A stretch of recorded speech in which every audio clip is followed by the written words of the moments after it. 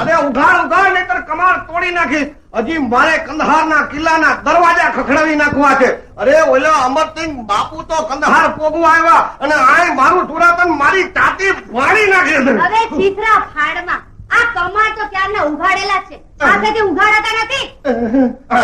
વીરપુર તો કોઈ દિવસ સાથેથી કમાડ ઉઘાડે જ નહીં, એ તો તોડી જ નાખે. સારું થયું તું આવી ગઈ એટલે તારા કમાડ બચી ગયા. હવે વગડાઓ ધીંગાણાના ઢોલ શરણાય મને સુરાતન ચડ્યું છે.